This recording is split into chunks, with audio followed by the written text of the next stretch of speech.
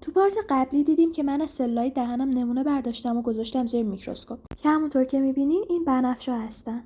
نقطه بنفش تیره که چسبیده به غشای هسته سلولمه کروموزوم ایکس غیر فعال منه. روندی که چطوری این لام تهیه شد و میتونین تو ویدیویی که لینکشو میذارم ببینید.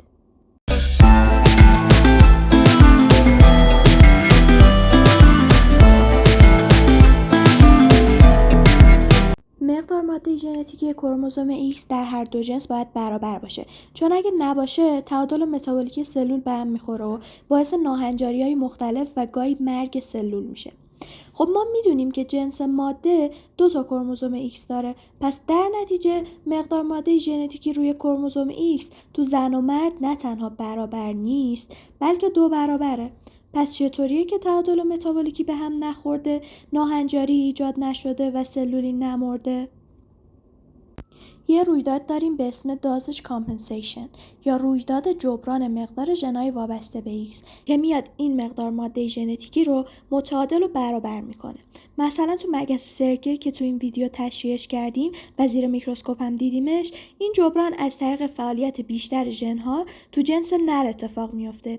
بهش بیش‌فعالی ژنی میگن.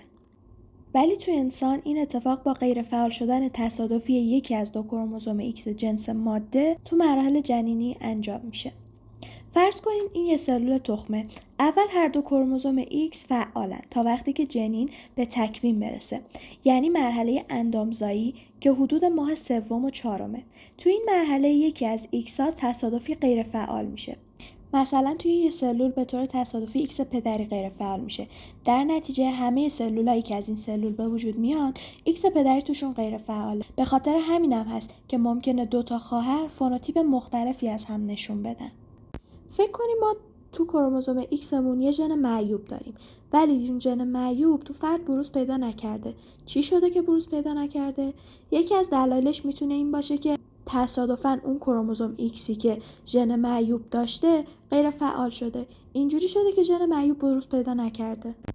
راستی حواسمون باشه که این غیر فعال شدن برای کروموزوم جنسیه، نه کروموزومای دیگه. یه ناحیه روی کروموزوم هست به اسم ناحیه شبه اتوزومی. این ناحیه شامل دازج کامپنسیشن نمیشه، یعنی این ناحیه ژناش غیر فعال نمیشه.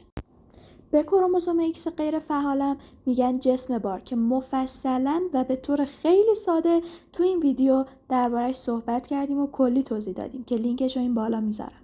همه ژن‌های غیر فعال شده توی سلولایی که گامت تولید میکنن یا به اصطلاح زایا هستن مجدداً به حالت فعال برمیگرده و اینجوری یه جورایی به نسل بعدی هم به ارث میرسه.